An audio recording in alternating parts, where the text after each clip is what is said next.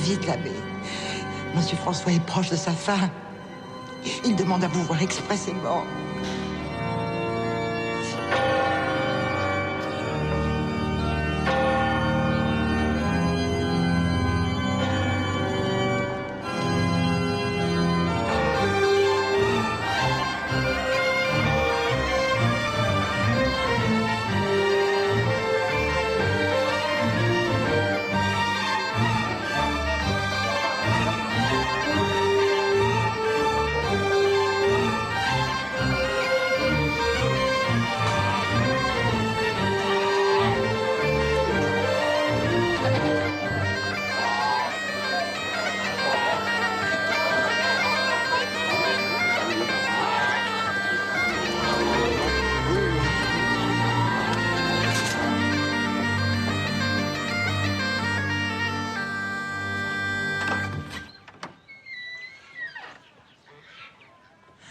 Pauvre Monsieur François, quelle tête il a eue. Certes, il ne l'a pas totalement perdu. Mais ne soyez pas étonnés si par instant son esprit bat la campagne.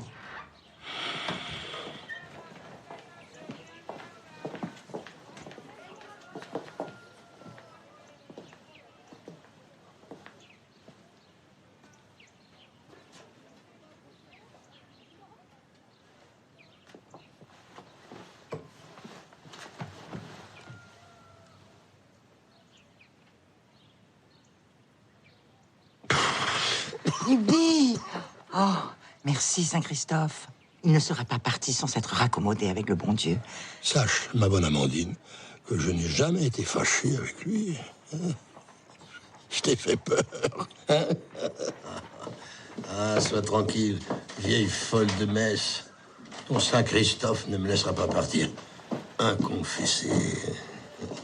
Bonjour, Monsieur François. Comment va votre mal? Hélas, très bien. Conscient de mon état, le temps est venu d'une confession pleine et entière. Je souhaite parcourir une dernière fois les chemins pèlerins de ma vie. Voilà pourquoi je vous ai demandé, l'abbé. Grand merci d'être venu si tôt. Avec votre aide, la route sera moins longue et plus apparente les trappes et embûches que je dois avouer afin de me réconcilier avec mon créateur. Amandine, apporte-moi mon bonnet de docteur en médecine, ma cordelière de franciscain, mon capuchon de bénédictin, ma barrette de curé, ma plume et mon encrier. Pose le tout sur le lit, à portée de ma main.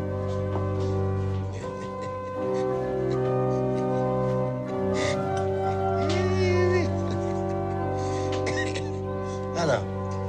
Duquel, mon père, voulez-vous entendre les péchés du frère cordelier, du moine bénédictin, du chanoine, du médecin, du philologue, ou de celui qui écrivit beaux contes et almanachs? L'homme, Monsieur Rabelais. C'est l'homme que je veux entendre. Ah. L'homme. Je me suis souvent demandé ce qu'il était. Un philosophe d'autrefois a dit « L'homme est un bipède sans plume ».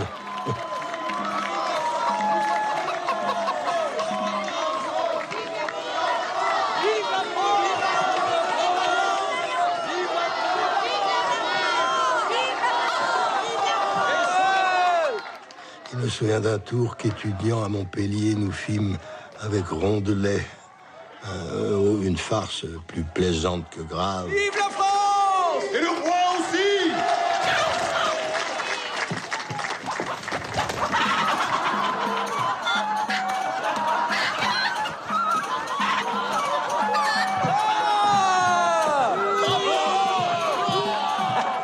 Ouais, bien méchante façon de traiter le roi de la basse-cour! Pauvre coq! Quel coq? Celui que tu as honteusement plumé vivant, sauvage! Ah, ce n'est pas un coq, ne vous déplaise. Ecce homo, voici l'homme, le bipède sans plume. Platon, le divin philosophe, nous invite à emplumer nos âmes. Ayons des ailes, mes frères! Ayons des ailes! Ayons des ailes. Avant d'aller au ciel, les anges me paraîtront moins étranges. Hein? Allez, on selle. Ne perdons pas une minute avant que la Camarde nous surprenne.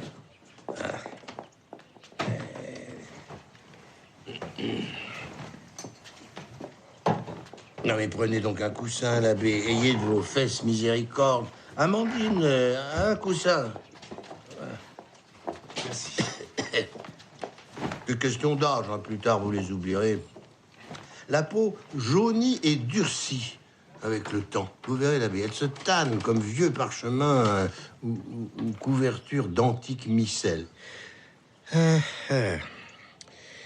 Toute révérence gardée, procédons comme en l'Évangile. Au commencement, mes géniteurs prirent grand plaisir à me forger.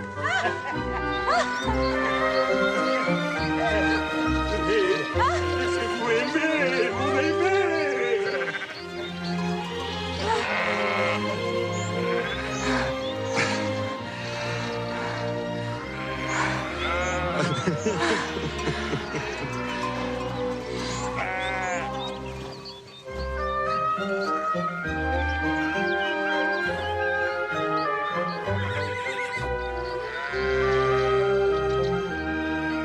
Était-ce péché?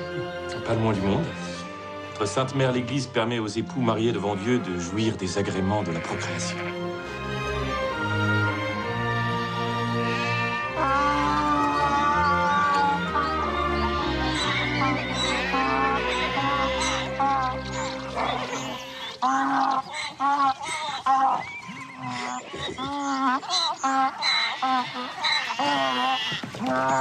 Ainsi engendrée, de belles et joyeuses manières, je croissais si douillettement au sein de ma mère qu'elle me porta dans son ventre plus longtemps que nature le prévoit communément.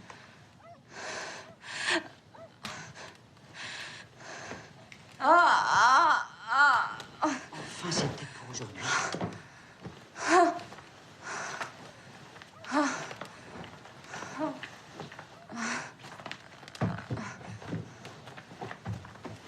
Attendez, je vais vous monter votre oreiller. Ça va aller.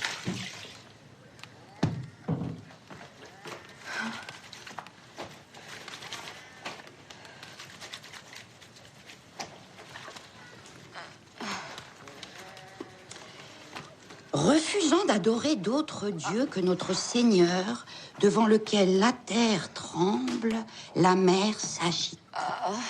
Et toute créature vive dans la crainte de l'offenser. Sainte Marguerite fut jetée en prison. Pendant qu'elle était dans son cachot, Marguerite pria Jésus-Christ de lui montrer, sous une forme visible, l'ennemi qu'elle avait à combattre. Voici alors qu'un dragon effroyable lui apparut. Il lui mit sa gueule sur la tête, la langue sur le talon, et l'avala à l'instant. Mais pendant qu'il voulait l'absorber, elle lui déchira la gorge à l'aide d'une croix tenue entre ses mains et s'extirpa, saine et sauve, du ventre de la bête. On respire, Dame Catherine. On pousse. Voilà 60 jours que je pousse en vain. Soyez pas inquiète. Les femmes peuvent porter 11 mois et même davantage quand il s'agit d'un enfant pas ordinaire. Un futur grand personnage. Un chef-d'œuvre qui doit en son temps faire de grandes prouesses. Daignera-t-il enfin sortir? Courage, il n'est pas loin.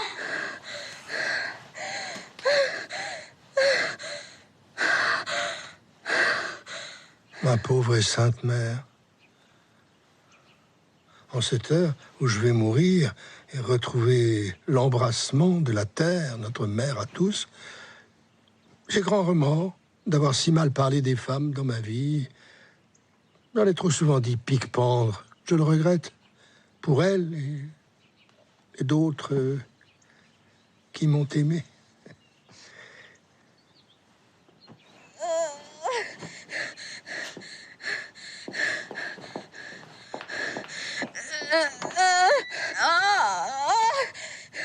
Le voilà. Je vois sa tête. Encore un effort.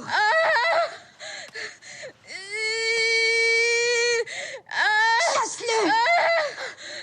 Chasse-le.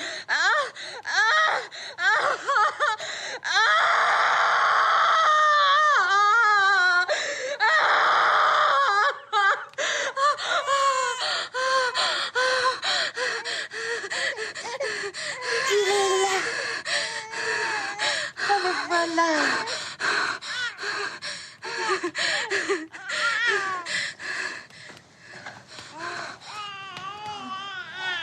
Regardez comme il est beau. Oh. Il a tout ce qu'il faut là où il faut. Regardez comme il est beau.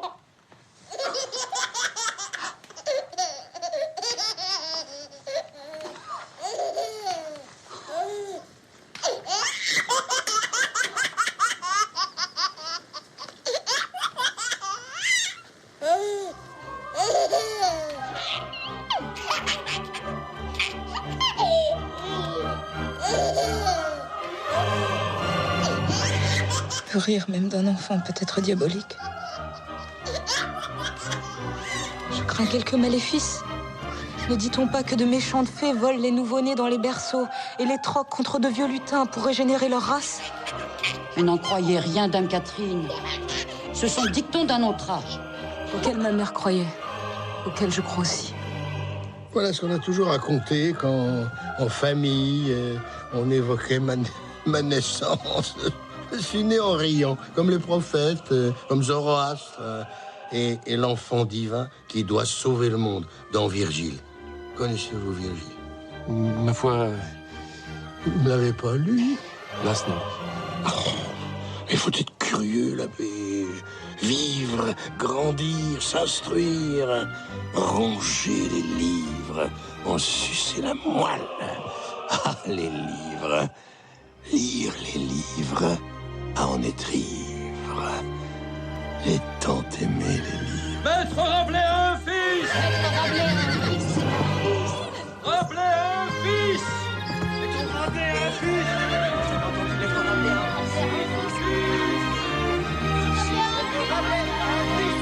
Oui, monsieur le prieur. Vos pêcheries d'Allos rendent délicate, périlleuse, voire impossible la navigation des gabarres en Vienne à hauteur de votre abbaye. Au nom de quel droit empêchez-vous la libre circulation des marchandises sur une voie navigable? Au nom de quel droit fermez-vous un chemin que Dieu lui-même a créé? Du droit qui nous autorise à pêcher, saler, fumer, sécher. Quantité de poissons en prévision des jours maigres. Et du Saint Carême, durant lequel notre mère, la Sainte Église, nous commande au jeûne et à l'abstinence. Privation, abstinence, carême. Ne dit-on pas en commun proverbe que l'ombre d'un monastère rend fécondes les femmes alentours et qu'il y naît bien plus d'enfants 9 mois après le carême qu'en toute autre période de l'an? Maître Rabelais, vous avez un fils.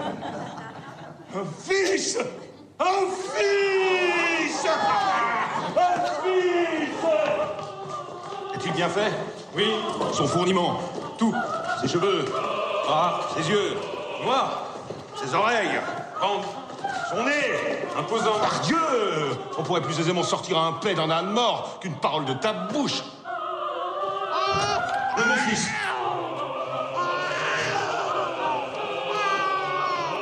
Bonjour, mon peton. Mon joli petit enfançon. Voyez comme il est de belle venue, monsieur. Je suis reconnaissant à Dieu de m'avoir donné un si beau fils. Il rit, mon bedon. Depuis quand rit-il? Dès qu'il a vu le jour. Est-ce ainsi que les enfants naissent? Au vrai, non. Moi qui qui en ai mis au monde plus de 500, je n'en vis jamais rire de sitôt. Qu'est-ce à dire? Qui sera gai comme un pinson, joyeux comme un émerillon. Réjouissons-nous, monsieur.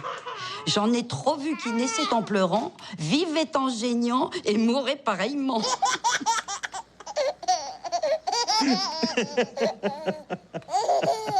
Nous l'appellerons François. François. Mon François.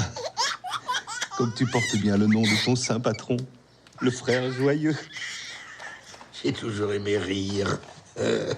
Même dans l'adversité, toujours été bonhomme. Pour ce que rire est le propre de l'homme. Vous avez lu mes livres? Maître, je les tiens par cœur. Quand je suis mélancolique, souvent de fois, je me réconforte à la lecture de votre Pantagruel. J'ai ri toute ma vie. Le rire m'a sauvé. Savez-vous pourquoi? Non. La raison est qu'en riant, je n'ai jamais montré les dents. J'ai déployé ma gorge. Et celle de Gargantua, et celle de Pantagruel.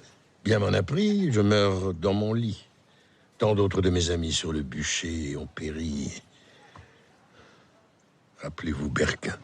Le dit Berquin, reconnu coupable d'avoir écrit qu'il serait utile à la piété de traduire en langue vulgaire les livres sacrés pour les faire lire au peuple. Nous le condamnons à renier publiquement ses erreurs sur le parvis de Notre-Dame. Il aura la langue percée, le front marqué d'une fleur de lys et sera enfermé à perpétuité, sans avoir de quoi lire ou écrire. Avant lequel emprisonnement, il sera mené en place de grève pour voir brûler ses livres. Pauvre Berquin, homme un peu folle, courageux homme qui fit appel de la sentence et choisit la mort.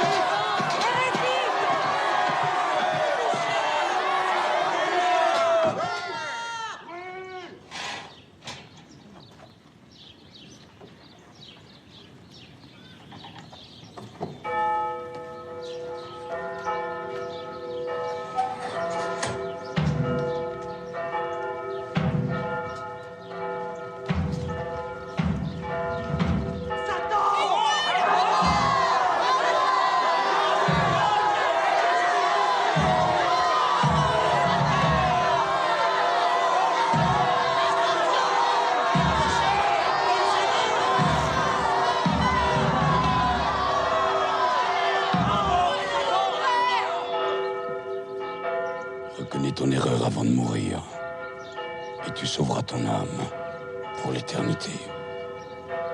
Jésus, sauveur de nous, tu as pour moi souffert la mort très dure. C'est bien raison que pour toi je l'endure.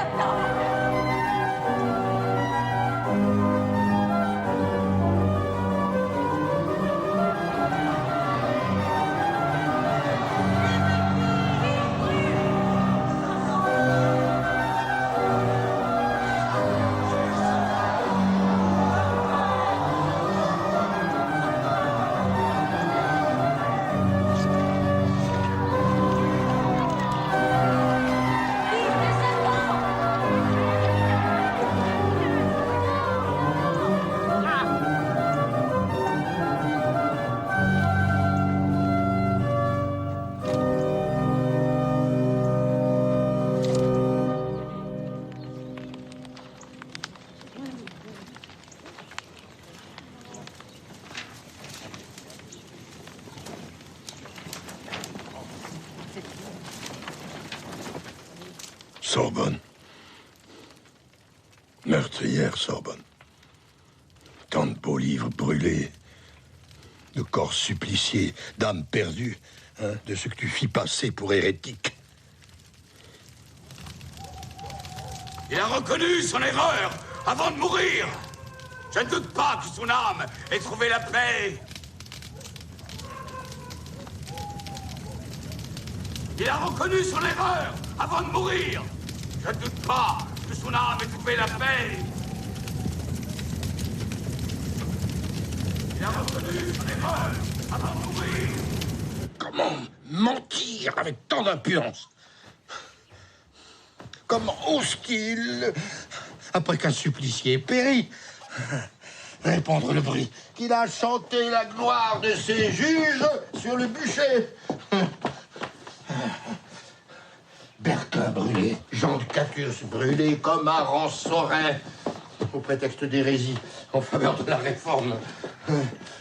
Dolay brûlé, mauvais, scandaleux, schismatique, hérétique, fauteur et défenseur des erreurs, pernicieux à la religion chrétienne. Tous trois meilleurs chrétiens que leurs juges. Enfants de la folie qui estiment que c'est un moins grand crime d'égorger 1000 hommes que de coudre une seule fois la chaussure d'un pauvre le dimanche. Déclenchant guerre, allumant brasier. Ils ont mis l'Europe à feu et à sang. Comment ai-je pu échapper aux flammes? Messieurs, j'ai examiné, longuement pesé, les mots du livret de maître François Rabelais.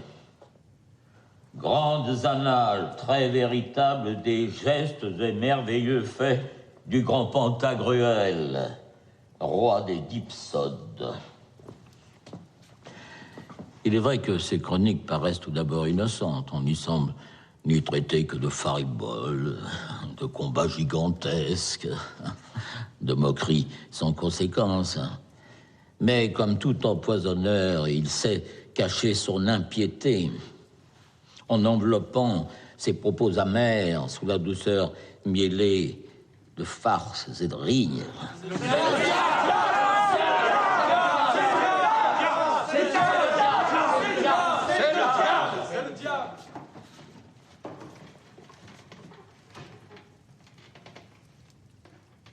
Le diable. Je défie quiconque de trouver en nul de mes écrits un seul rire canin, un seul rire méchant envers Dieu, mon divin créateur. Soit, mais ce Pantagruel, après plusieurs sentences captieuses et scandaleuses, s'efforce à ôter toute révérence au saint texte de l'Évangile. Au chapitre 1er, la généalogie des géants est comparée en horrible sarcasme à celle du Christ.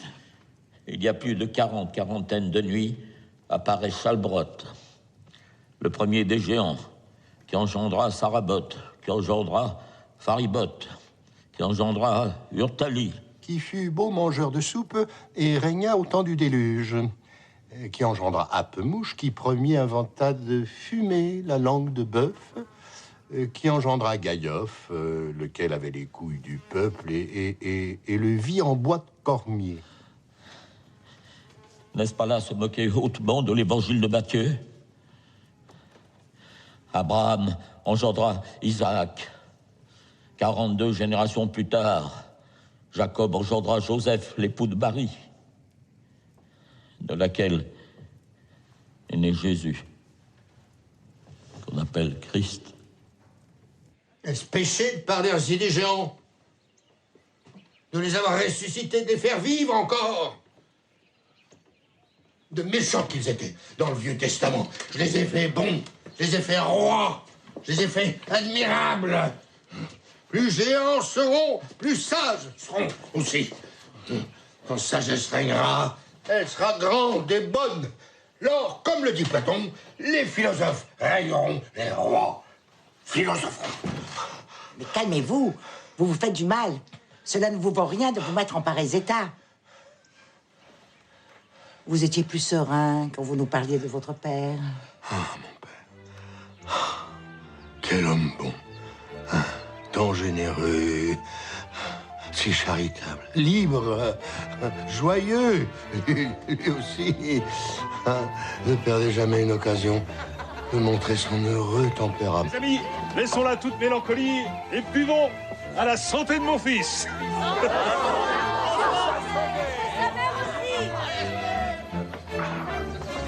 Attends, levez le coude, vous finirez par vous piquer le nez. Voyons, mamie, je ne bois guère plus qu'une éponge. À peine autant qu'un templier.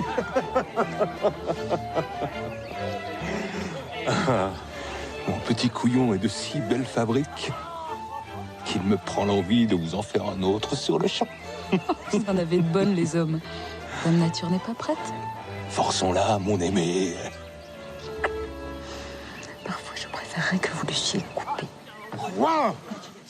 Mon membre! Nom d'une pique! Faites apporter un couteau, si bon vous semble! Ah non, c'était façon de dire. Tenez, mes amis, goûtez celui-ci. Le pinot de la Devinière. Un breton qui point ne croit en Bretagne. Il est à une oreille, bien drapé, de bonne laine. Petite pluie à bas grand vent. Longue beuverie apaise l'orage. Je vais au cabaret, tout tourne, tout tourne. Quand je bois du vin clair, tout tourne, tout tourne. Au cabaret. Souvent, il disait, buvons toujours. Jamais nous ne mourrons. Amandine? Oui?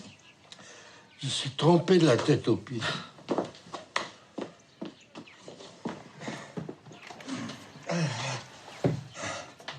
La fièvre mouille toutes les parties de mon corps. Mais elle me dessèche la gorge. Ça, si je ne bois pas, hein, mais mes entrailles vont racornir. Je risque de mourir de soif avant d'être allé au bout de mon examen de conscience. Mon âme s'enfuira vers quelques mares ou grenouilles. L'âme, vous le savez, l'abbé, ne peut vivre en lieu sec.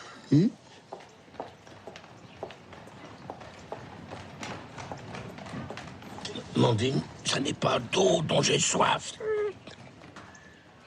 Oh non, monsieur. Comment ça, non, monsieur? Vin et fièvre ne font pas bon ménage. D'où as-tu cette ânerie? Du médecin qui soigna mon pauvre père. Et qui ne le sauva pas de la mort, c'était donc un mauvais médecin. Serre-moi, s'il te plaît. Ainsi que l'abbé. Avec le vin divin, l'on devient. En boire peu nous fait sage, beaucoup nous fait lion, et trop nous fait pauvre. À rouler sous la table et ronfler du groin. Voilà, pour les singes. À votre santé, l'abbé. Santé. Ne buvez pas à la mienne, ce serait peine perdue.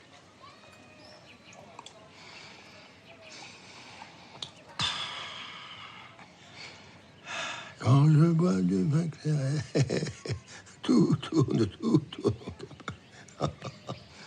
Ah, quel bon père il fut. On raconte qu'enfant, le géant Gargantua empruntait ce chemin quand il se promenait avec les garçons de son âge. Tiens, reposons-nous quelques instants. Ah. Toutes ces pierres enfoncées dans le sol sont autant de palets qu'il s'amusait à jeter pour savoir qui lancerait le plus loin. Comment savez-vous? Je le tiens de mon père qu'il tenait du sien. Et moi, je te le répète pour que tu le dises à tes enfants. Toujours une seule idée en tête, me voir le surpasser en toutes choses, dépensant sans compter le temps qu'il arrachait à sa charge. Lui n'avait pas d'œuvre à écrire. Arrête, François, tu vas effrayer les poissons. Papa, regarde! Oh, ceux-là, ce sont des... Verrons. Ils mesurent 4 à 10 cm. Ils ont le dos. Gris, le ventre blanc chez la femelle et rouge cuivre chez le mâle. Oh, regarde qui les chasse. Une truite, pardi. La truite se nourrit d'eux. Vers, insectes, mais aussi verrons, chabots et alevins de perche. Bien.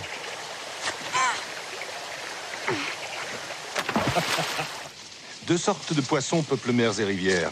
Ceux qui se laissent porter par le courant, ils sont la majorité, et les autres, moins nombreux, qui remontent à contre-courant. C'est plus pénible, mais que cela donne de force et de contentement. Mets bien ça dans ta tête. Il faut résister au courant, mon François. Aller à rebours. Toujours à rebours. Tu comprends?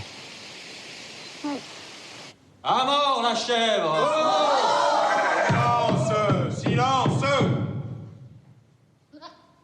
Accusé, reconnaissez-vous avoir volé le bien d'autrui en laissant votre chèvre quitter le bord d'un chemin pour aller brouter l'herbe tendre d'un pré, propriété du requérant? Ma biquette est une pauvre créature que Dieu a faite simple et sans cervelle, monsieur le juge. L'envie était trop forte. Elle a rompu son lien et succombé à la tentation. Mensonge! Mensonge! L'animal a arraché son pieu que tu n'as pas suffisamment enfoncé en terre pour l'inciter à commettre son larcin! Silence! La parole est à la défense. Que vous dire, messire?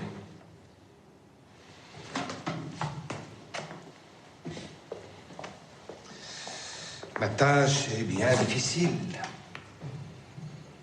Je pourrais étaler mes connaissances, invoquer le paragraphe Caton, la loi Frater, la loi Gallus, la loi Quinque Pedum, la loi Vinum, la loi Sidominus, la loi Mater, la loi Mulier Bona, la loi Siquis, la loi Pomponius, la loi Fundi, la loi Aptor, la loi Praetor, la loi Venditor et bien d'autres, dont le rappel userait ma salive en vains arguments et ne servirait en rien les intérêts de mon client, déjà condamné avant d'être jugé.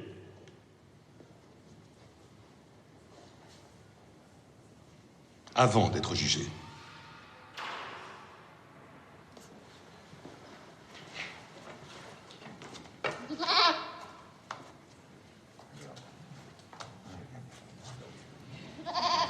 Je te l'avais bien dit. Ne recommence plus. La prochaine fois. Ne recommence plus, hein.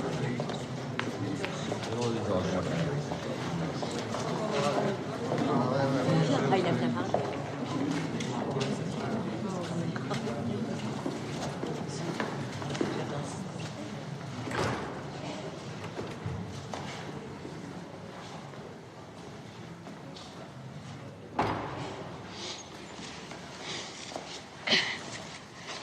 Pourquoi avoir cité toutes ces lois si elles ne servent à rien? Question d'autorité, mon fils. Et aussi pour piquer ta curiosité. Les riches gagnent toujours, c'est pas juste. Tu as déjà vu une toile d'araignée? Oui? Eh bien, la loi, c'est comme une toile d'araignée. Le piège est le même pour tous, mais les moucherons s'y prennent et les gros bourdons passent au travers. Si la loi se voulait juste, il la faudrait plus forte pour les frelons que pour les pauvres mouches. Que nous avons été heureux ensemble. Lui de m'instruire, moi d'apprendre. J'ai ici, entre mes 5 doigts, un trésor.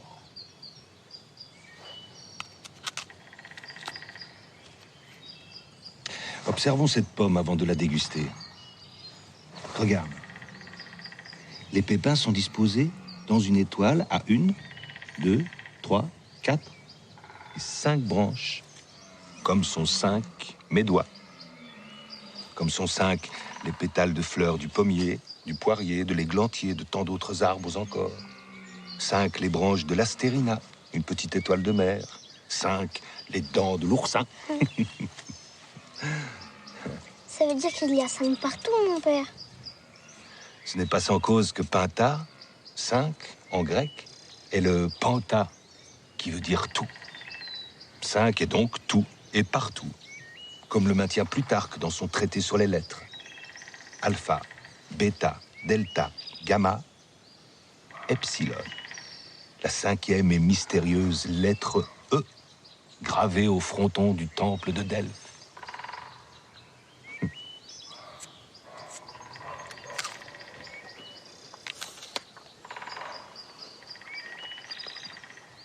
À quoi cela vous sert-il, mon père, de savoir tant de choses?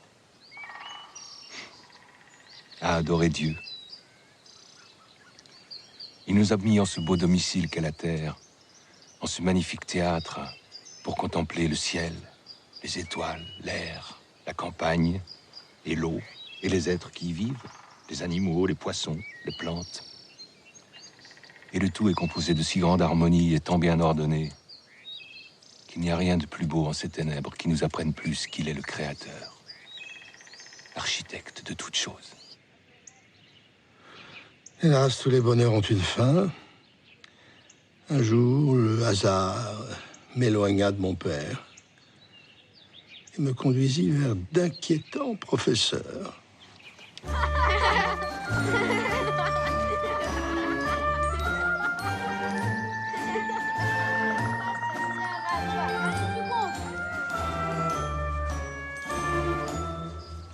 Un, deux, trois, 4, 5, 6, 7, 8, 9, 10.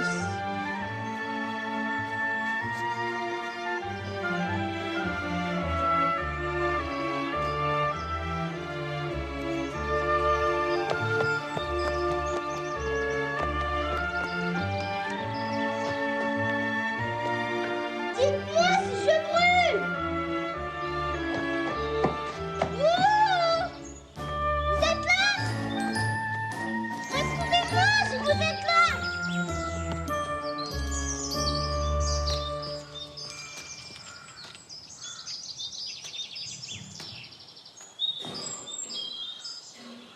Je vous entends!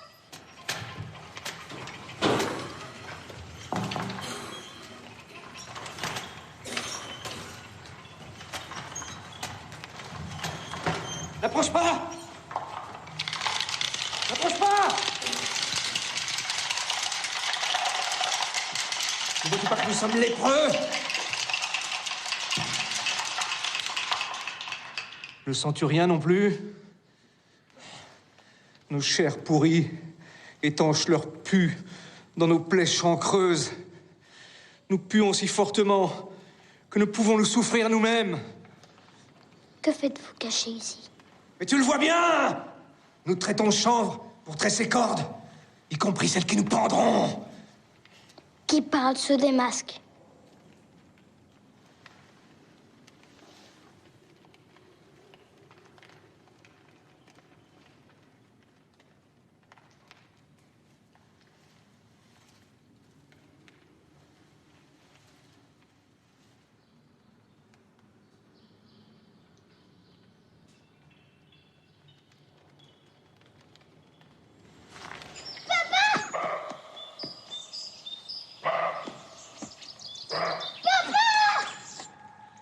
Seigneur Jésus, qui a purifié les lépreux et ressuscité Lazare, toi qui as réservé la meilleure place aux pauvres ladres dans le ciel, Toi dont la face demeure visible. toi dont la face demeure visible sur le Saint-Suaire, Aie pitié de tes frères, dont le sang et les sanilles impriment jusqu'à leur mort la toile des masques qui cachent leur croûte et leurs bubons.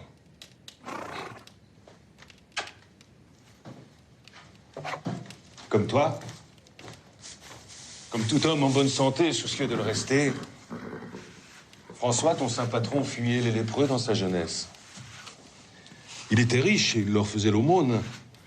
Et il déposait son obole loin d'eux afin de ne pas les approcher. Un jour, est-ce Dieu qui le lui commanda? Il ne se détourna pas de l'un de ces malheureux qu'il croisa sur son chemin.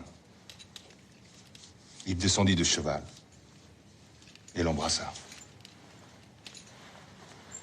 Dès lors, je décidai de marcher dans les pas du grand saint, mon modèle, celui qui prêchait aux loups, parlait aux oiseaux. J'abandonnai mes jeux d'enfant et pris l'habitude de m'enfoncer chaque jour sous terre pour voir mes nouveaux amis. Vois comme on fait les nœuds dans les ceintures des franciscains. Le premier symbolise le vœu de pauvreté. Le deuxième, le vœu de chasteté. Et le troisième, d'obéissance. Si un jour tu deviens moine cordelier, tu revêtiras le sac et la corde. Et jamais, jamais ne courras les chemins de monastère en monastère, comme font les moines gauliards qui chantent les femmes et le vin. In taberna quando sumus.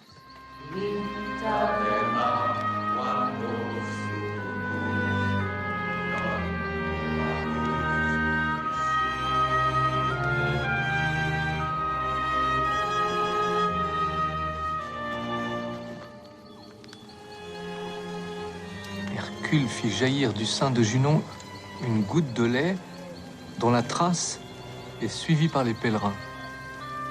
Car, le sais-tu, François, elle s'étale jusqu'en Galice. Les savants disent que ce chemin de Saint-Jacques est constitué d'une multitude de petites étoiles.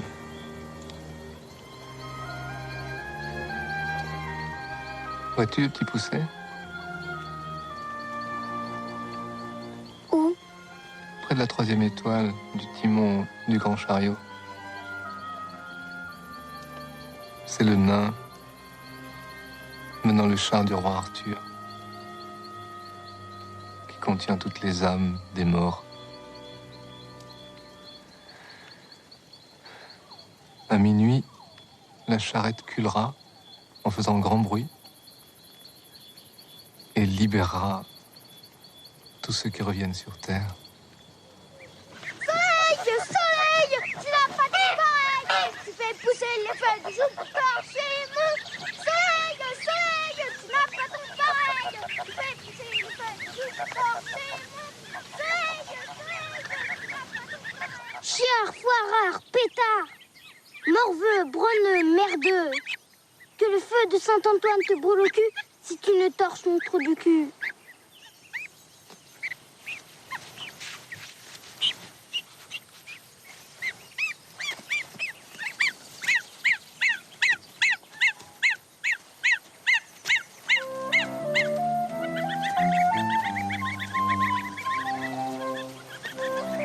Papa!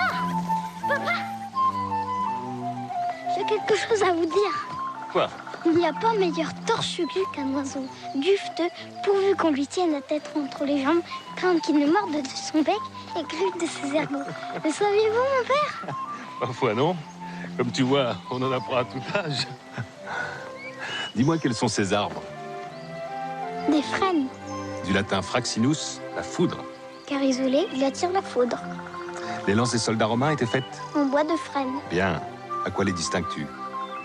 tronc droit, écorce lisse, feuilles vert foncé sur le dessus, pâle sur le dessous.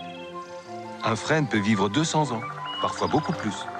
Quelle chance! Pourquoi les hommes ne vivent-ils pas autant? Parce que Dieu, dans sa bonté, nous veut vite dans son paradis. Est-ce urgent? On est si bien ici. Père, hier soir, j'ai bien vu les étoiles et entendu leurs histoires. Mais je me pose une question. Laquelle? Si Dieu a fabriqué une boîte ornée d'étoiles dans laquelle nous vivons, dans quoi est-elle, cette boîte?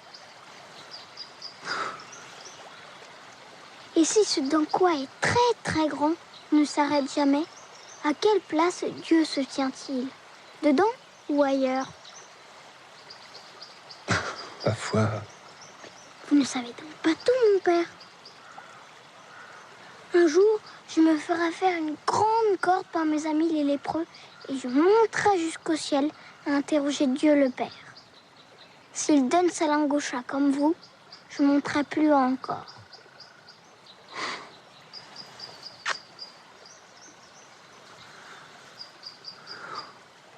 De cet enfant, j'apprends chaque jour.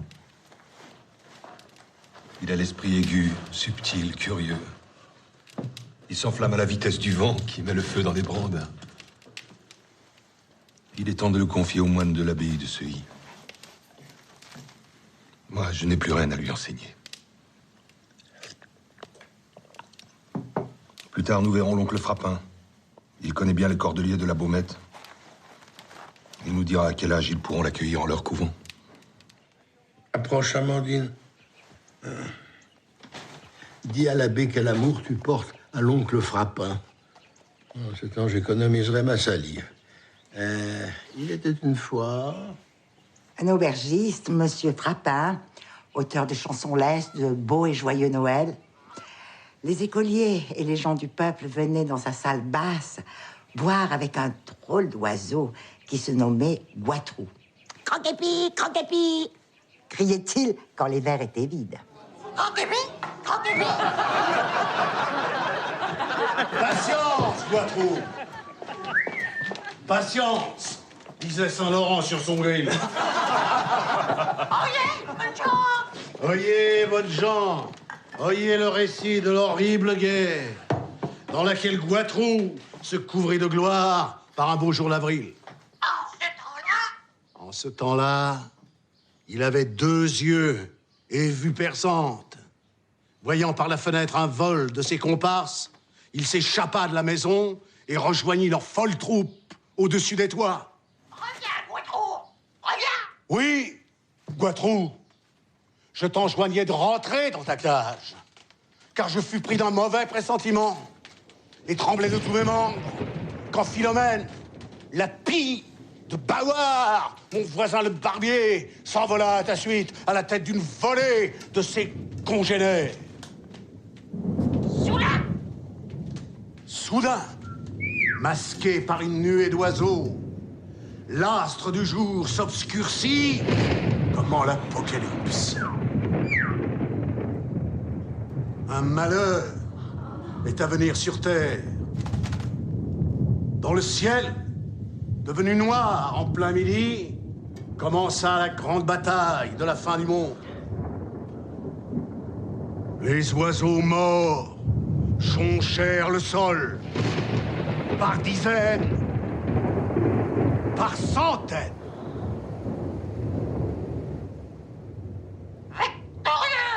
Victorieux! Mais contrarié d'avoir perdu main compagnon, le bon Goitrou rentra, fâché des guerres, tout échiné, un œil poché et l'autre clos. Sache-le, François, il est des victoires plus amères, plus pleurées des mers que des revers. Faisant sa tête des mauvais jours, il répéta la voix éteinte. Et depuis, toujours comme moi, ne cesse de boire. Croque et puis, j'ai la pépite. Croque et puis, j'ai la pépite. Croque et puis, chantonnait le guet du roi, découvrant l'ennemi, conduit par le duc François. Nul breton ne revint de la bataille de Saint-Aubin, vaincu par les épées de Charles et ses chevaliers. Que Dieu ait pitié des Bretons, car la pille est aux couleurs de leur fanion. Blanche et noire, comme la vie est triste et gaie, rire et pleurs.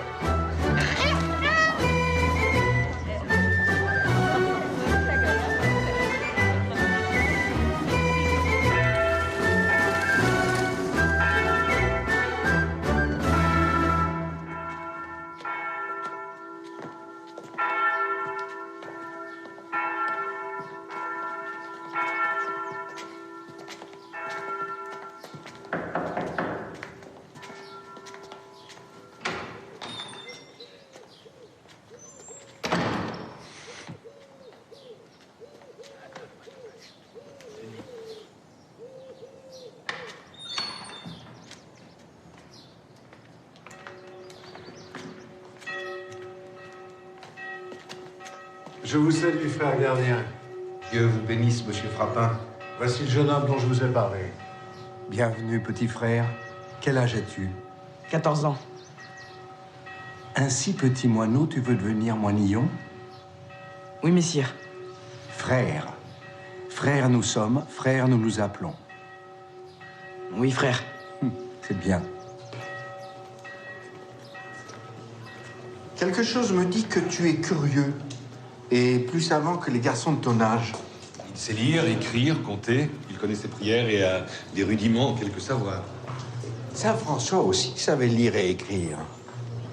Il estimait les théologiens qui nous aident à comprendre la parole de Dieu. Mais science sans conscience conduit à orgueil et hérésie. Regarde mon doigt.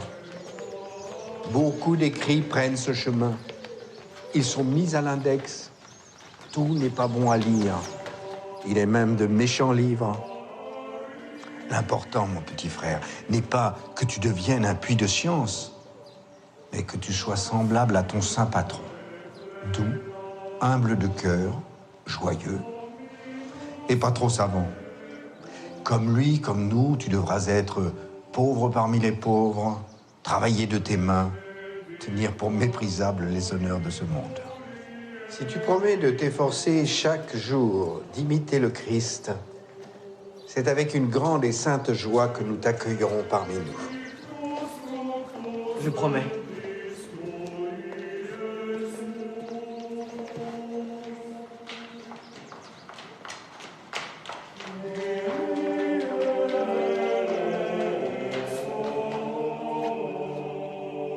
Regarde le ciel et tends les bras. Chantez, oiseaux. Portez bien haut votre louange au Seigneur, qui appelle François à rejoindre notre famille.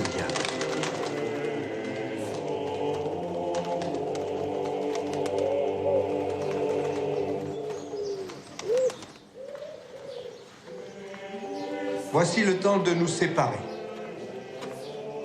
Monsieur Frappin, Maître Rabelais. Tiens, je viendrai te voir à Pâques. D'ici là, s'il te manque je ne sais quelle chose que nous aurions oublié, tu pourras toujours faire appel à l'oncle Frappin. Frappin, et non point Frappard. Vite, papa. Le frère gardien m'attend.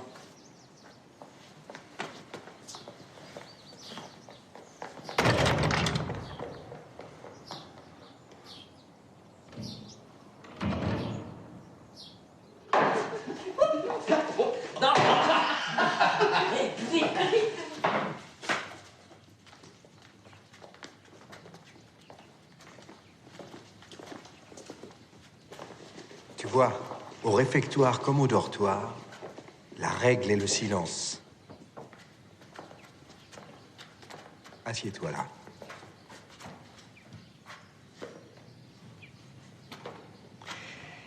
Écoute bien, frère lecteur. Pour toi, en ton honneur, il lira le bon poème de Saint François.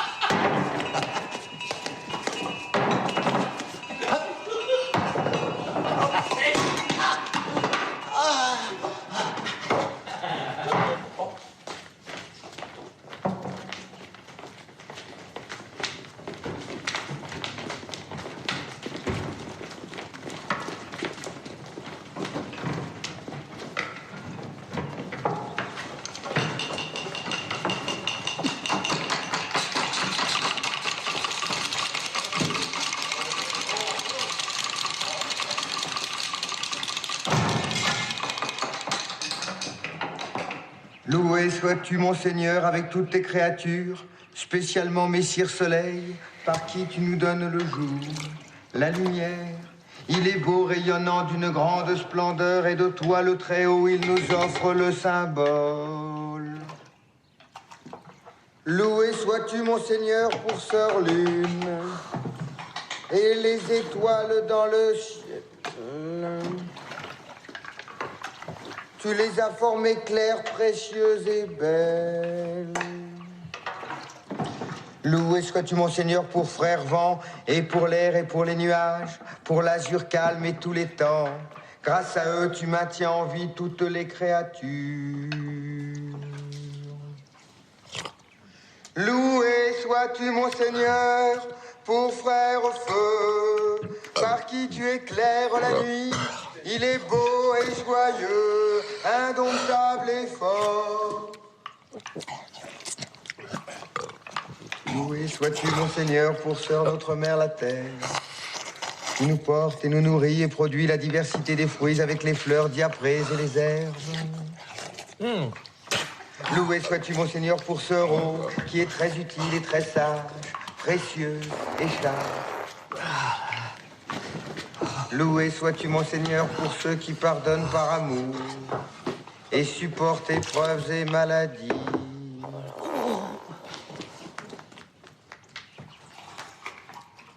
Loué sois-tu, mon Seigneur, pour notre sœur la mort, à qui nul vivant ne peut échapper.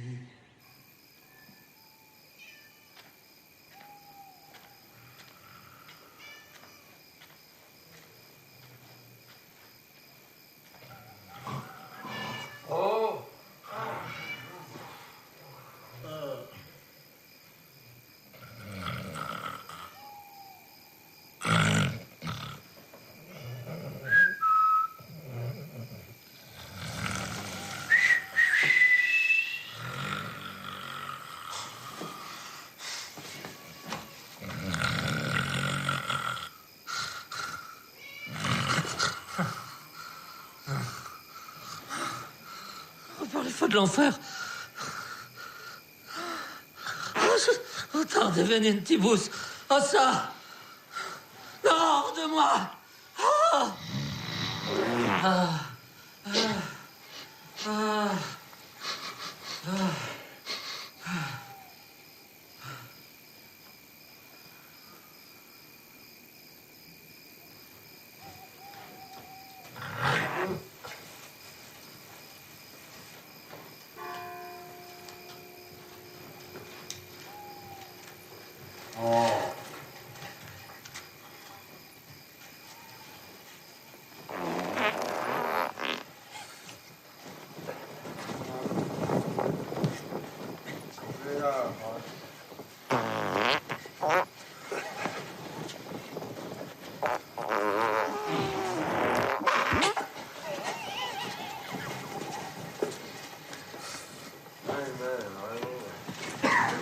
Oh non!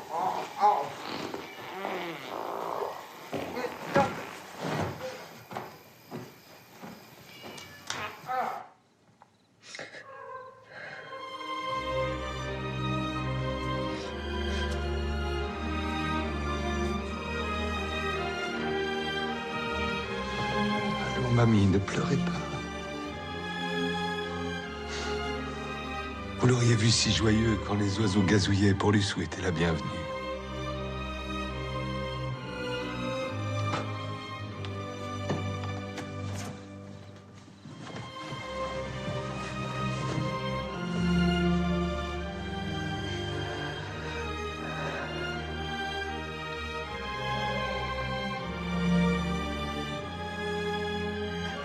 On a grandi trop vite. Soyez comme l'hirondelle, qui pousse ses petits à prendre leur essor et les chasse du nid lorsqu'ils sont bien emplumés.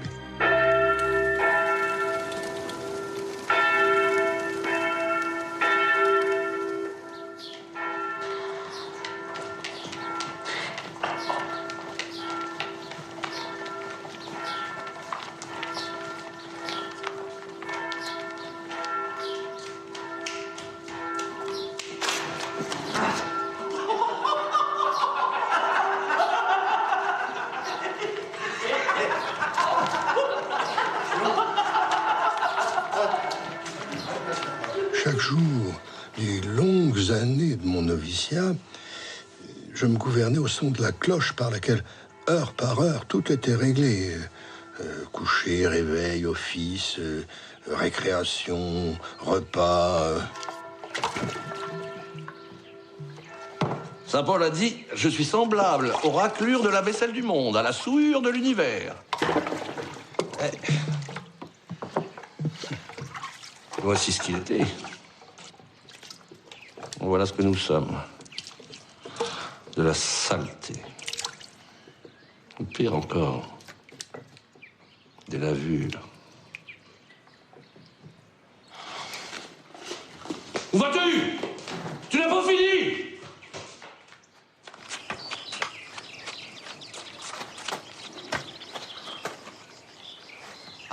bonjour, frère François.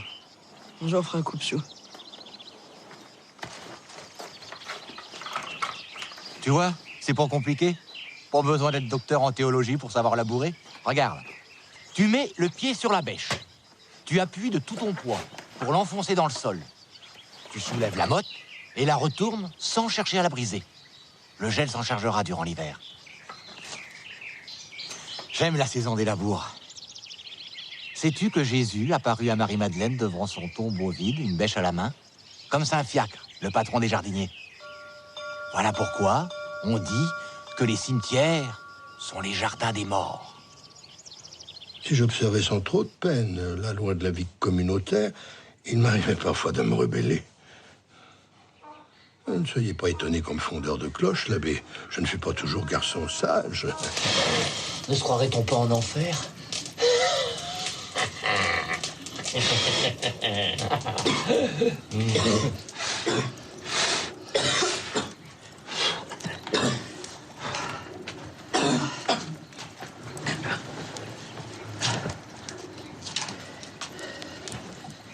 Saint Thomas a écrit que ceux qui lavent le linge, que ce soit l'ange ou linceul, sont condamnés au feu éternel. La nuit, il m'arrive de rêver que je suis mort et que je brûle dans les flammes. La mort. La mort, toujours la mort. Vous n'avez que ce mot dans la bouche. Les frères ne doivent-ils pas être gais, aimables et joyeux dans le Seigneur? Chaque âge de la vie a ses humeurs et ses tempéraments. Il y a ses mélancoliques. Si elles n'usent chaque jour d'une certaine gaieté d'esprit qui méprise les choses fortuites. La jeunesse est sanguine, souvent colérique, toujours impatiente.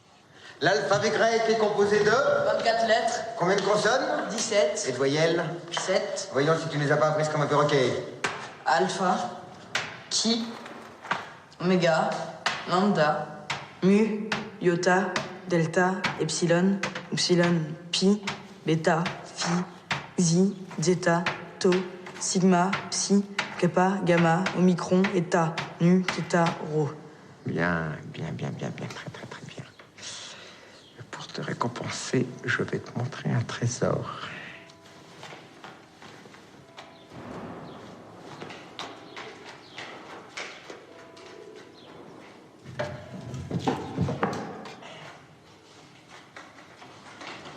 Je le cache car il a des ennemis dans tous les monastères.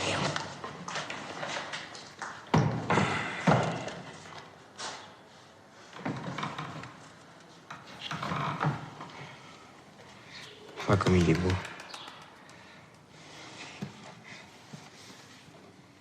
Surtout, sache combien il est précieux.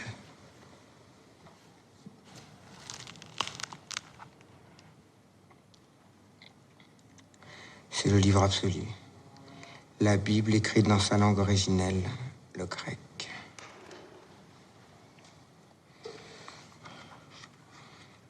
Qui n'a pas lu cette Bible ne comprend rien à la chrétienté.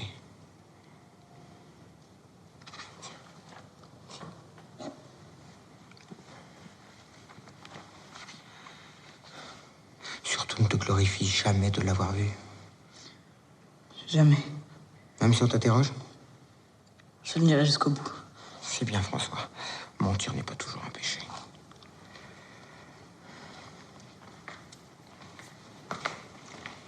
Il me voulait savant en dépit des frères Fredon. Savez-vous, l'abbé, qui sont les frères Fredon? Je l'ai lu dans vos livres. Aux offices et aux processions, ils fredonnent les psaumes entre leurs dents sans chercher à comprendre, agitant les oreilles comme des ânes. Leurs âmes sont à l'office, mais leur corps encore au lit. Ou déjà en cuisine, hein, où les attendent boudin, andouilles, saucissons, fricandeaux et caillettes, pain béni, foisse, gâteaux et galettes. Amandine? Oui. Fais-nous les frères Fredon. Oh non, monsieur. Oh, donne-moi ce plaisir.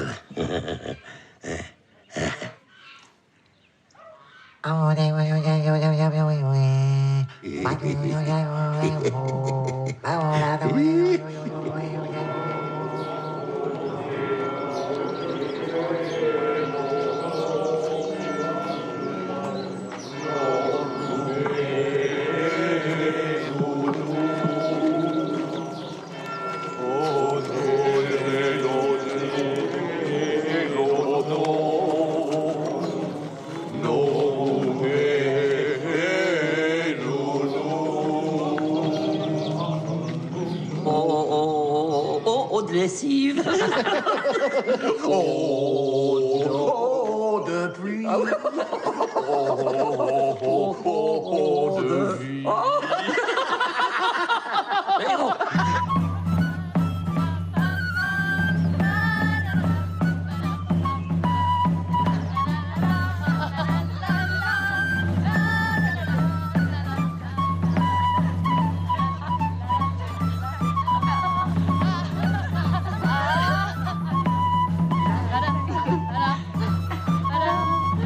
Viens danser avec nous.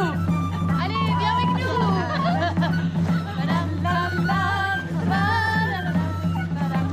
Oh, le petit moineau que voici. C'est pitié que Dieu nous l'ait pris.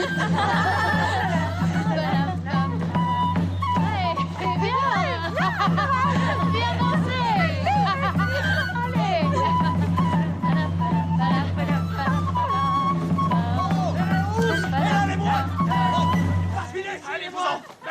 Allez-vous-en, les moines. Allez. On sort. C'est ça, au diable. Allez, tiens. On se voit là.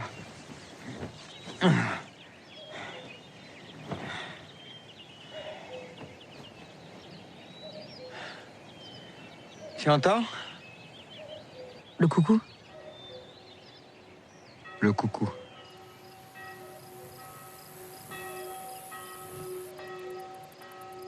Rosée de mai? Fais tout beau ou tout laid. Mai en rosée abondant. Rends le paysan content. De mai chaude et douce pluie. Fais belles fleurs et riches pis. Bien.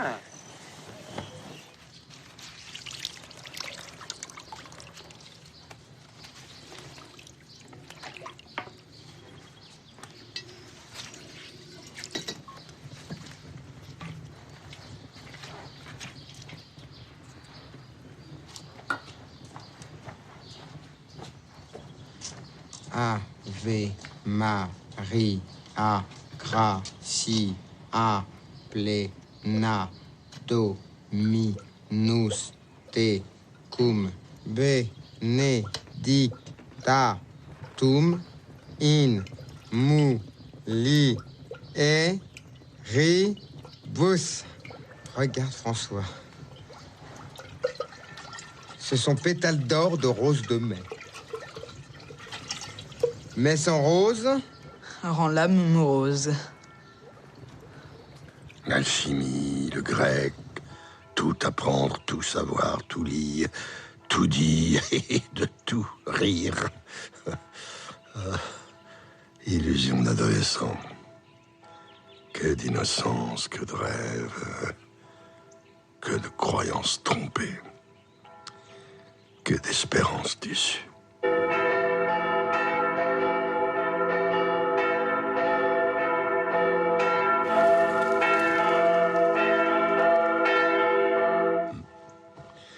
Mon noviciat terminé, ma jeunesse perdue, je fus admis au couvent du Puy-Saint-Martin à Fontenay-le-Comte. J'ai rencontré Pierre l'ami, l'ami Pierre, en vérité qui me fit dévorer maintes langues anciennes. Grâce à lui, je fus remarqué par le savant Budé, celui qui mieux que personne savait le grec et conciliait doctes études et hautes fonctions de secrétaire du noble roi François. Écoute, François, la recommandation du grand Budé. Saluez de ma part votre frère en religion et en sciences. Saluez 4 fois en mon nom le gentil et savant Rabelais. Ou de vive voix s'il est près de vous, ou par écrit s'il est absent. Quel honneur et quel bonheur. Te rends-tu compte, Pierre? Il a la bonté de ne pas mépriser mon petit savoir. C'est aussi grâce à Pierre que je pus fréquenter d'élégants esprits. Le président Bouchard, le juge Tiraco, notable Poitevin. Ah, ces deux-là, amis et ennemis à la fois. Joutant, lance dressée. Sur un plaisant terrain, la femme. Me firent juge de ce galant tournoi, comme si moi, mieux comme du monde, connaissais l'omnipuissant sexe féminin. N'avez-vous pas écrit que la femme est inférieure à l'homme? À elle d'obéir, à lui de commander? Nature le veut ainsi. La force et la raison sont le partage de l'homme. Qu'en dit notre gentil moine? Le divin Platon ne sait en quel rang les placer. Celui des animaux raisonnables ou celui des bêtes sauvages.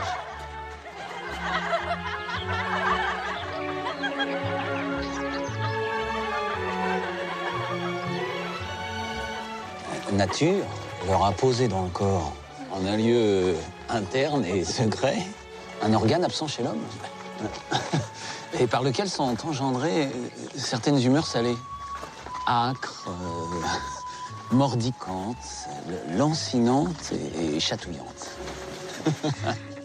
Un animal dont le frétillement douloureux ébranle leur corps, ravit leur sens et altère leurs pensées. Mais si nature ne leur eût orné le front d'un peu de honte, vous les verriez courir la braguette comme des forcenés.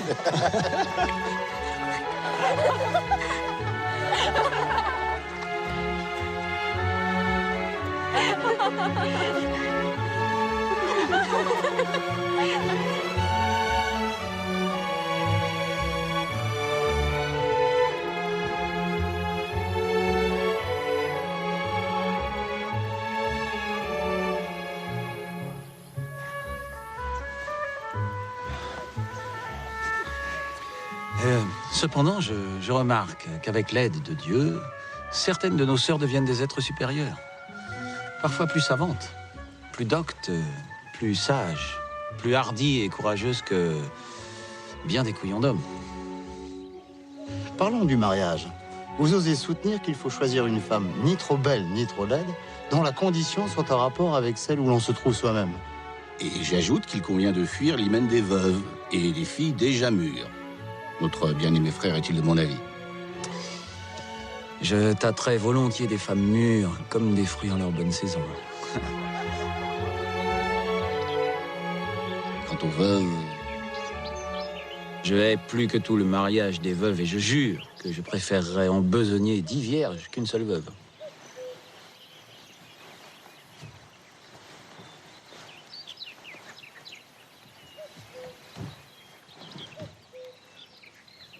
Enfin, votre plume aérée, écrivant que la femme a pour domaine le jardin, pour outil la quenouille.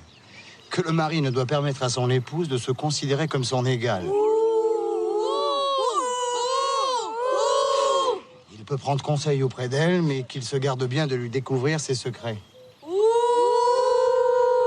Je dis aussi que l'époux qui veut être aimé de sa femme l'aime en retour et lui soit strictement fidèle. À condition qu'elle le soit aussi.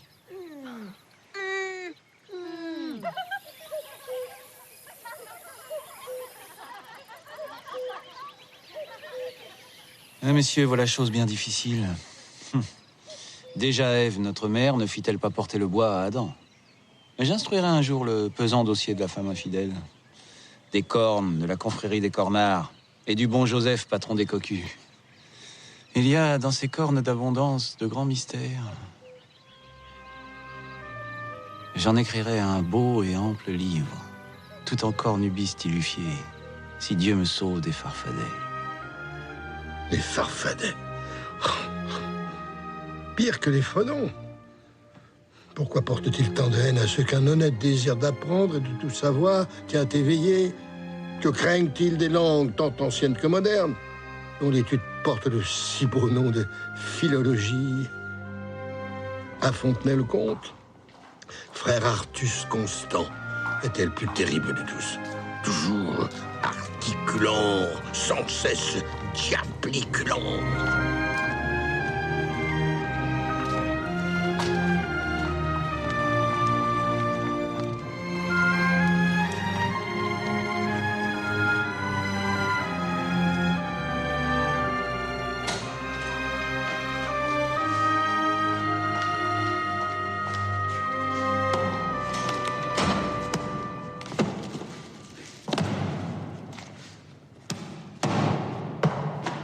Cachez-vous ces livres maudits qui sont en votre possession.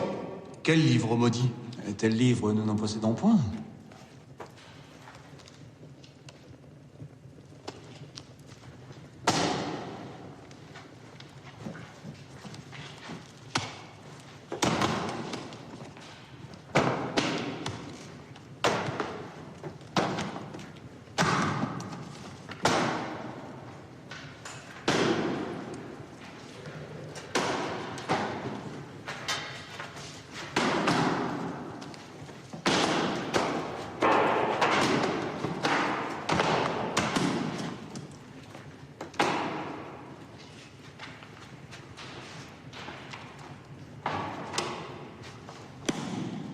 Et celui-ci? Il n'y a là nulle malédiction, il est d'Érasme, le vrai serviteur évangélique que sa sainteté le pape reçoit. Frère! Et ça? Ça, mon frère, c'est Platon.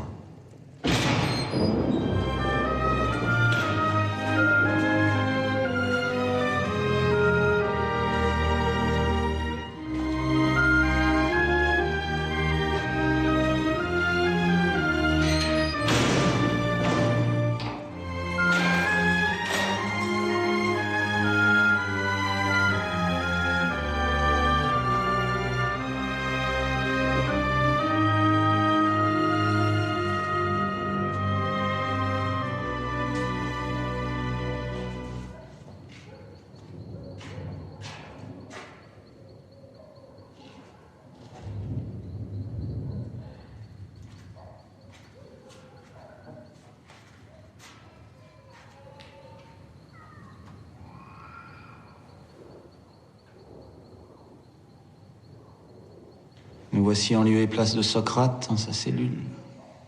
Lui attendait la mort.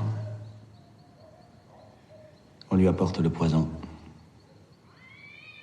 La mère Sigu. Et il se mit à chanter. Son chant du cygne.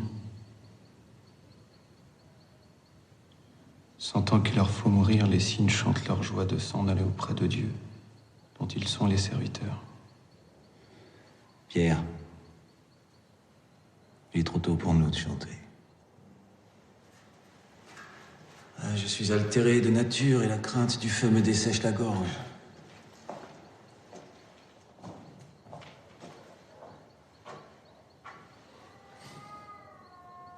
Crois-tu en un sauveur?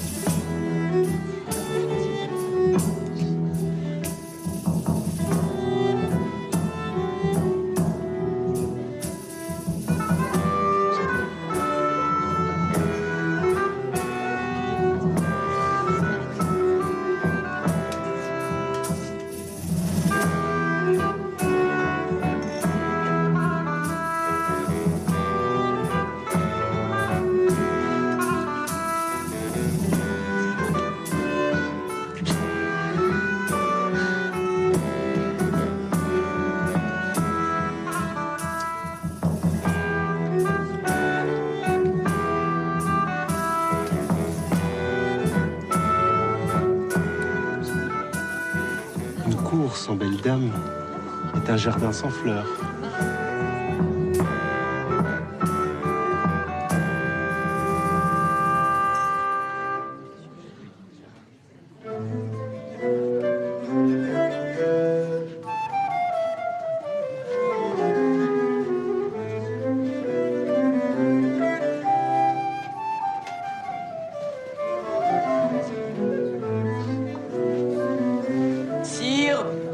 Messire Budet.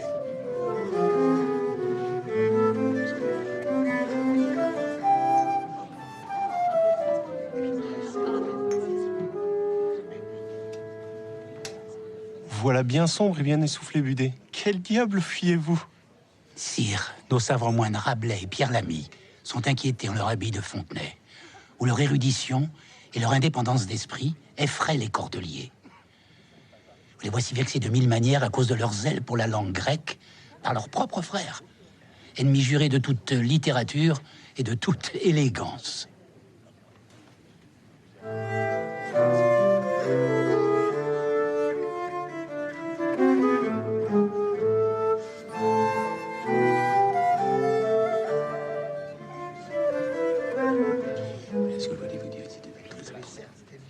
Quoi encore, Budé?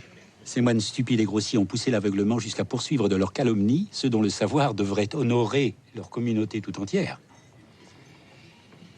Ils veulent les faire passer pour hérétiques et les traitent avec un excès d'inhumanité, soutenu en cela par les théologiens de la Sorbonne, qui font des conciliabules pour proscrire la langue d'Homère, qu'ils jugent pleine d'impiété.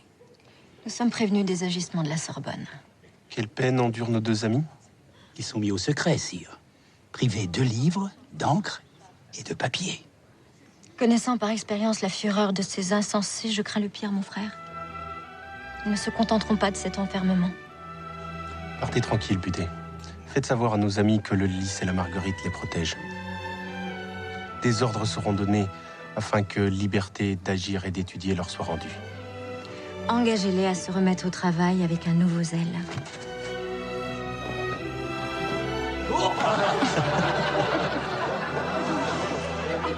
Ce troupeau d'ignorants a déclaré la guerre à tous ceux saisis, comme ils le disent, de la fureur de l'hellénisme.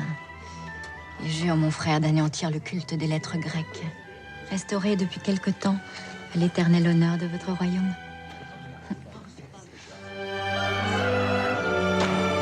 Vous êtes libre. Mon frère, Dieu te bénisse et te fasse le nez comme j'ai la cuisse. Tu pardonnes et te réjouis trop vite, François. Nous sommes-nous libres et tranquilles? Tu méconnais les farfadets. Ces persécuteurs n'en ont pas fini de nous persécuter. Bien que nous soyons sous l'aile, mieux même, à l'ombre des pétales de la toute-puissante Marguerite, sœur de notre grand roi.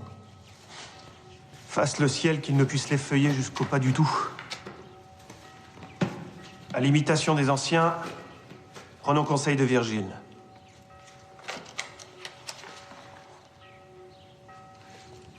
Et fuge crudelesteras, fuge litus avarum. Ah, fuis ces terres cruelles, fuis ce rivage avare. Je t'en conjure, François, ne méprisons pas l'avertissement de l'oracle.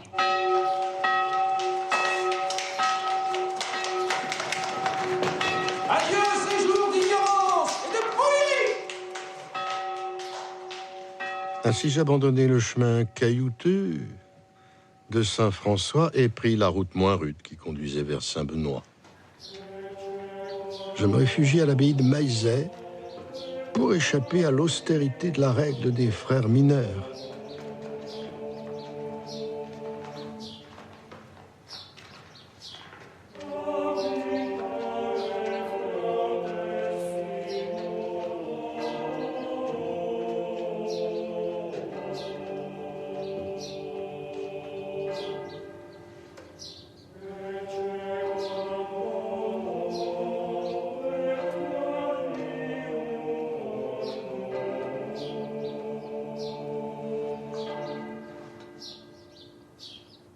Oui, qu'il est bon, qu'il est doux d'habiter entre frères, tous ensemble, et d'être unis. François, que viens-tu chercher ici? Une vie humble et soumise à la règle de Saint-Benoît. Une existence tout entière consacrée à la prière, au travail et à l'étude de la parole de Dieu. Dans la crainte de mon divin plasmateur, sans tirer vaine gloire des petits dons qu'en son immense bonté il a daigné me faire. Lève-toi, frère François.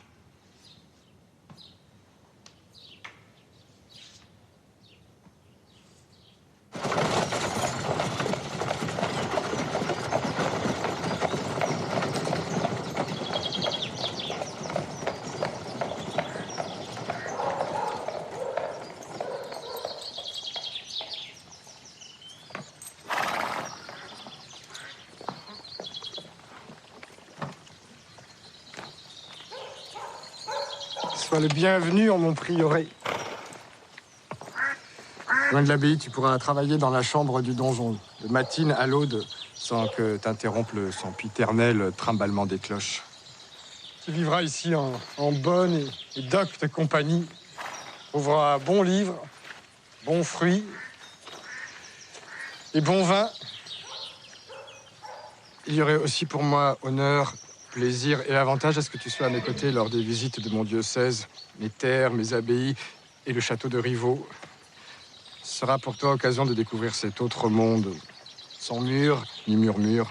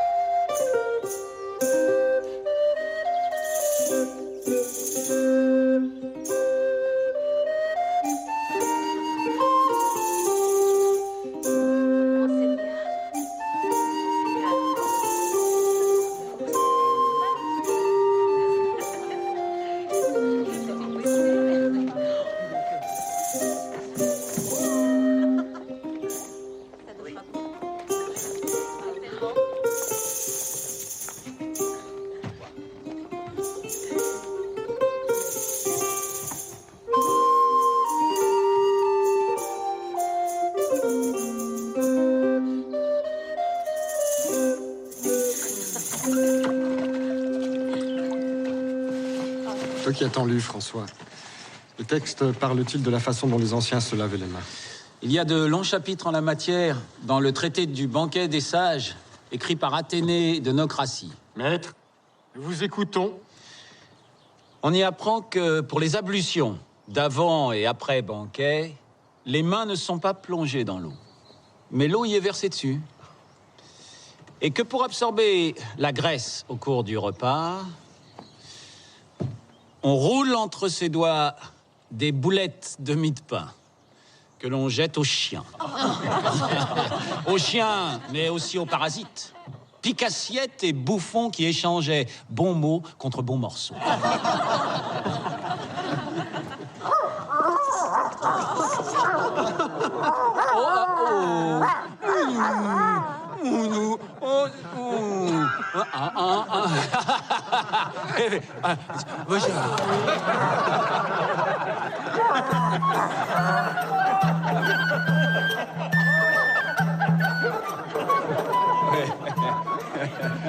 Mon neveu, nous tenons enfin le savant homme qui sera ton précepteur et saura, avec l'aide de Dieu, te rendre docte en philosophie. Et quoi encore? Philologie, théologie, droit, musique, poésie, mathématiques, arithmétique, géométrie, astronomie. Et anguille science surtout. Quelle belle vie je connus à Ligugé, Amandine. Du printemps jusqu'à l'automne, je parcourais le diocèse à la découverte de ce monde promis sans mur ni murmure. Et l'hiver, je ne cessais d'apprendre, d'écrire, travailler sans relâche dans la petite chambre du donjon.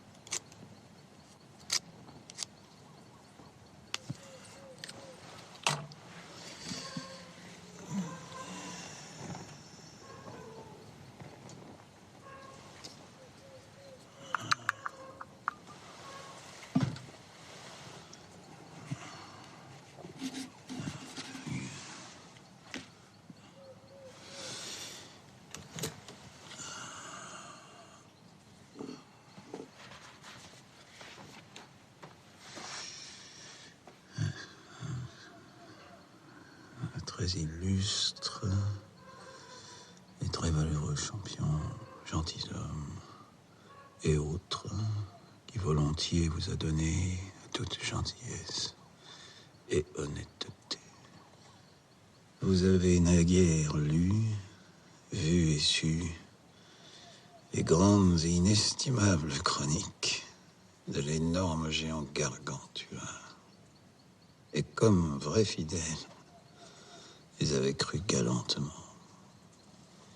C'est ainsi qu'à minuit naquit et vint au jour mon géant Pantagruel, fils de Gargantua, fils de Grand Gousier, descendant en droite ligne de celui qui accompagnait Noé dans son arche, lui-même engendré par les femmes et les anges rebelles. Si, Amandine, tu peux m'en croire. Je n'invente rien. Ah, merci encore, mon Dieu. Oui, ce fut une belle vie. Pour un moine, auteur de beaux contes. Pourquoi n'êtes-vous point resté dans ce paradis? Ah ben, il me manquait de ne pouvoir m'instruire en la science que je ne possédais pas encore, la médecine. Voilà la raison pour laquelle, une fois de plus, j'enfreignis la règle, jetai aux orties mon froc de bénédictin, revêtis la tenue des prêtres séculiers, m'enfuis à Paris, et puis à la faculté de Montpellier. Et pour satisfaire mon impérieux besoin de pénétrer plus avant dans le secret de la vie.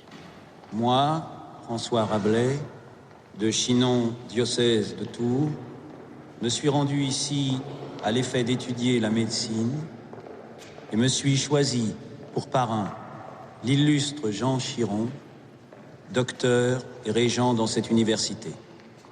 Je promets observer tous les statuts de la dite faculté de médecine, lesquels sont d'ordinaire gardés par ceux qui ont, de bonne foi, donné leur nom et prêté serment suivant l'usage.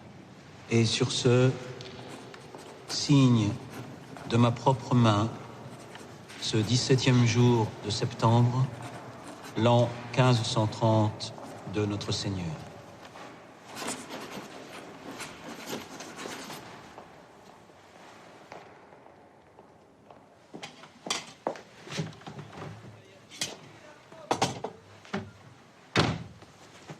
À Montpellier aussi, vous prîtes du bon temps. Il n'était pas interdit de mêler études et divertissement.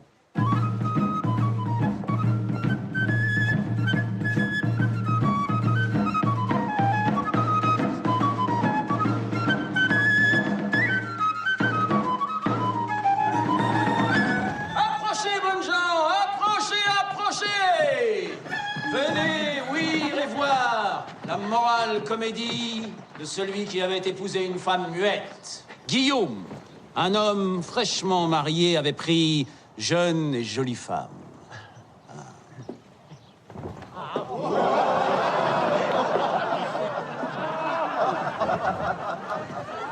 Hélas, docteur, ma Guillemette est muette. Non, muette, mais muette. Comme une carpe. Que ne le remarquiez-vous au temps des fiançailles? Si fait, je le remarquais, mais elle est si jolie.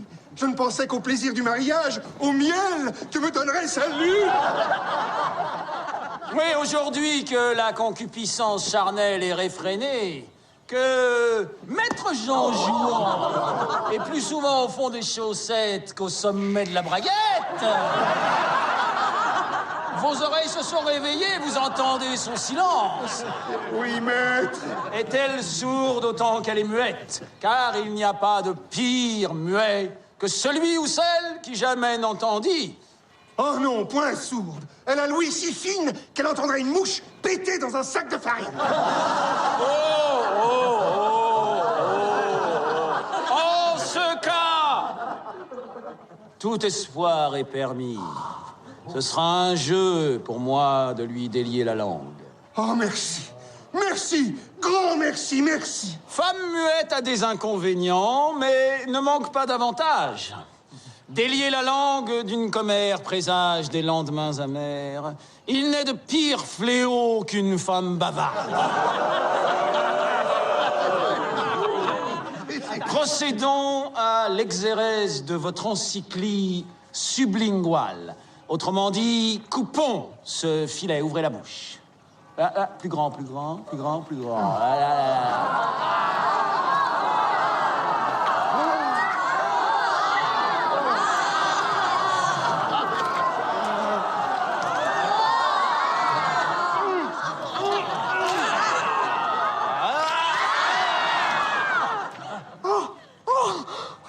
Soromel, vous suis tant reconnaissante de m'avoir donné la parole. Ma vie entière, je bénirai et couvrirai de louanges les médecins, chirurgiens et apothicaires, barbiers, étudistes, épilateurs, arracheurs de dents, charlatans et battleurs, escarboteurs de merde qui soignent nos maladies, nous sauvent de la malmort. Oh, et vous, mon bon, oh, mon aimant, mon charitable, mon délectable, oh, mon irremplaçable époux, je peux enfin vous ouvrir mon cœur. Oh, plus que moi-même, je vous aime. Mon lapin gris, mon pigeon doré, mon poussin rose, oh, mon grand filou, oh, et tant d'autres noms gentils qu'amour susurre au creux de mon oreille. Oh, dans mon palais, ma langue danse. Je la sens. Babillante, balbutiante, hilarante, riante, contente, riante.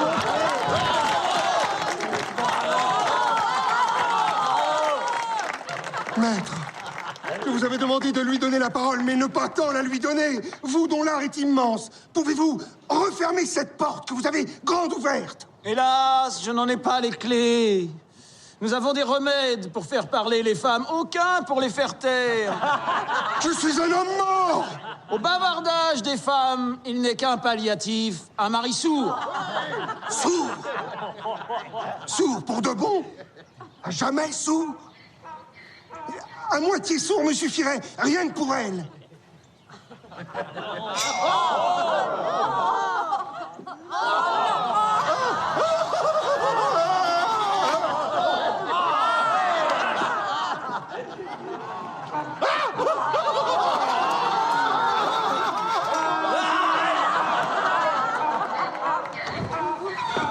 Mon grand filou, amour si doux, mon agneau, mon gros loup.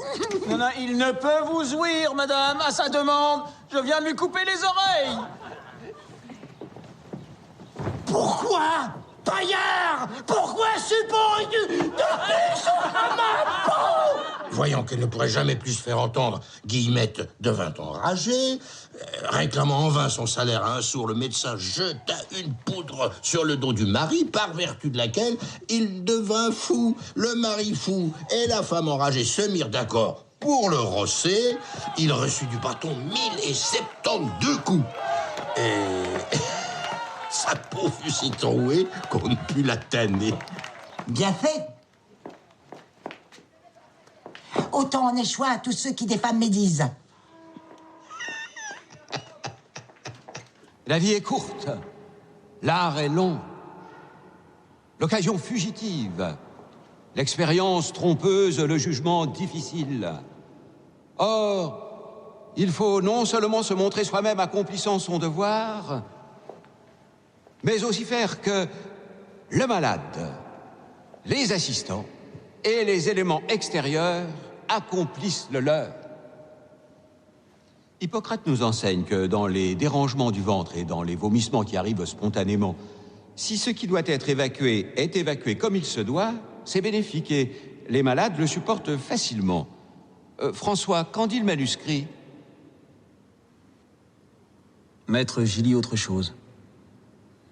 Hippocrate écrit non pas évacuer, mais kateiro, purger. Si ce qui doit être purgé est purgé comme il se doit. Voilà donc notre texte purgé et expurgé. Grâce vous en soit rendue, François.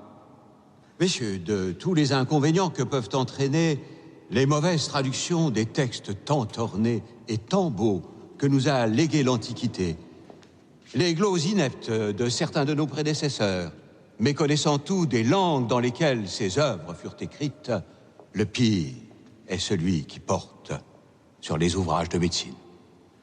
Que de malheurs, de souffrances, d'infirmités, que de morts, messieurs. Un mot mal traduit, une syllabe oubliée ou rajoutée, un accent déplacé ou changé font d'une drogue salutaire un poison. N'est-ce pas, François?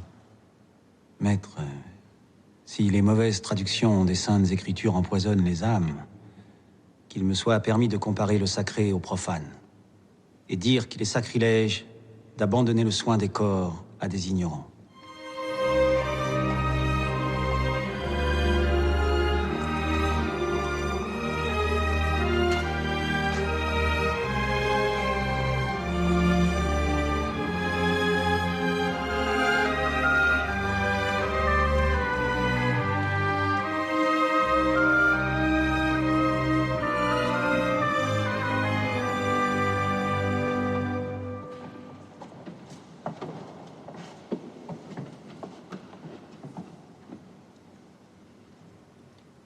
ayant brillamment commenté les aphorismes d'Hippocrate et l'art de Galien, témoigné à quel point il possède ces deux grands génies de la médecine, défendu et disputé les thèses qu'il nous a soumises, répondu aux questions qui lui ont été posées, François Rabelais de Chinon, diocèse de Tours, est promu au grade de bachelier ce 1er jour de novembre de l'an de grâce 1530.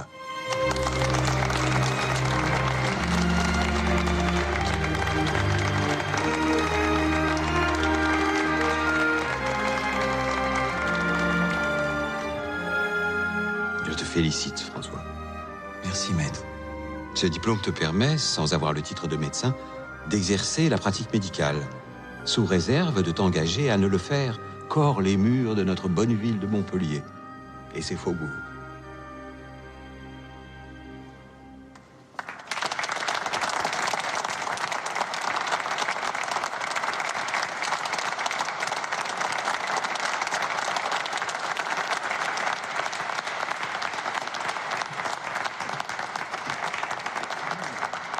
Vade et oxydé qu'un.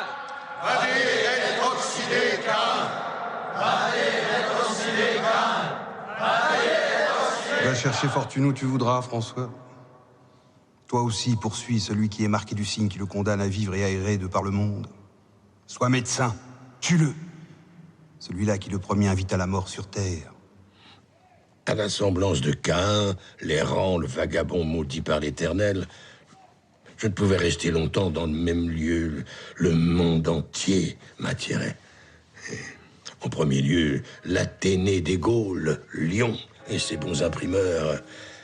J'espérais faire éditer les épîtres médicinales de Manardi. Mais de cela, je vous parlerai demain. Bonsoir, l'abbé. Je vous remercie de m'avoir écouté tout ce jour avec tant de bonté.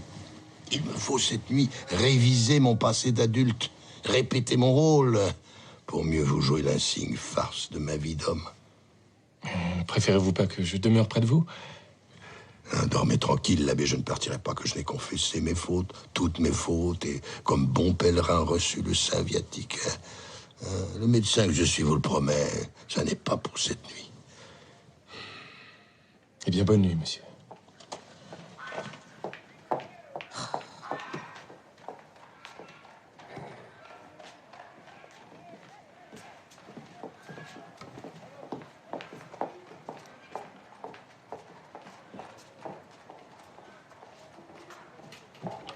Au revoir, monsieur l'abbé. Au revoir, à demain.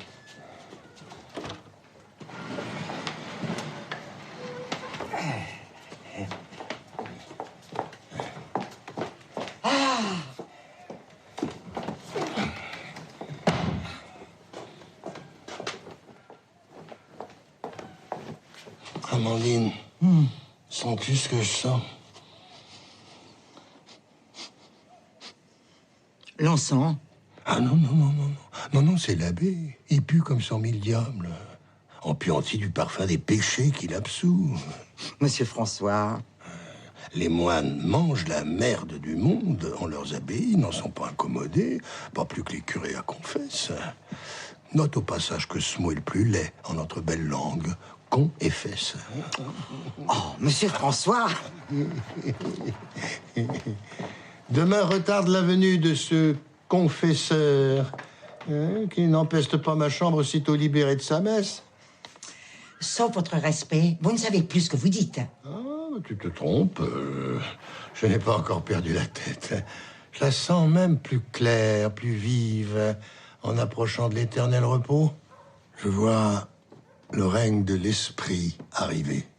Un nouvel évangile, le 5e, va descendre du ciel pour mettre un terme, selon l'abbé de Fiore, à notre monde créé d'un mélange d'esprit et de matière, de lumière et de ténèbres que nous devons séparer.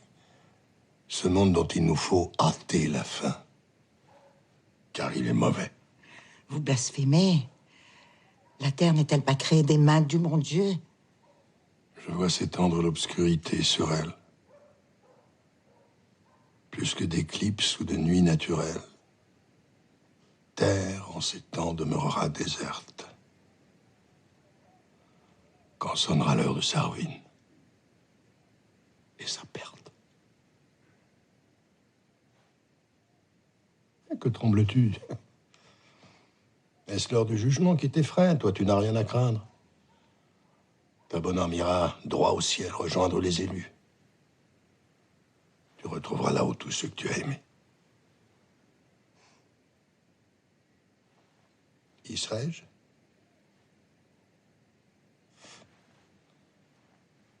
Allume une chandelle. La lumière dissipe les esprits mauvais, réjouit le cœur et réconforte. Luttons contre les ténèbres. Il sera bien temps de nous y habituer.